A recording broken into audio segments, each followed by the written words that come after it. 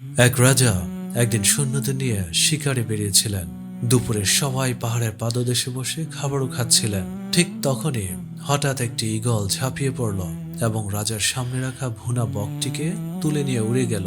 রাজা আশ্চর্য হয়ে সঙ্গে সঙ্গে সৈন্যদের আদেশ দিলেন, এই ঈগল পাখিটাকে ধাওয়া করো, বকটিকে ফিরিয়ে আনো। সৈন্যরা দ্রুত ঈগলটিকে অনুসরণ করতে লাগলো। ঈগলটি পাহাড়ের চূড়ার দিকে উড়ে গেল। পাহাড়ের উচ্চতায় পৌঁছে তারা এক অদ্ভুত দৃশ্য দেখল। একজন মানুষ মাটিতে পড়ে আছে, হাত পা শক্তভাবে বাঁধা, আর সেই ঈগল পাখিটি তার সামনে ভুনা বগের মাংস ছিঁড়ে তার মুখে দিচ্ছে। কিছুক্ষণ পর ঈগল উড়ে গিয়ে ঠোঁটে পানি নিয়ে এলো, সেই মানুষটিকে পান করালো।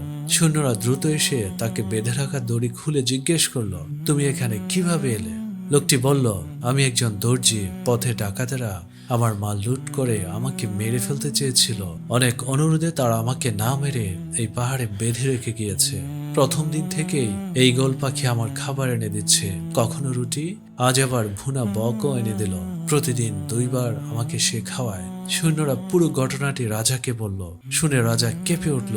রাজা বলল, আমরা কত অন্ধ ছিলাম, আল্লাহ যাকে চান নির্জন পাহাড়েও তার রিজিক পৌঁছে দেন। সেই দিন থেকেই রাজা তার রাজত্ব ত্যাগ করে বাকি জীবন ইবাদত এবং নামাজে কাটিয়ে দিল।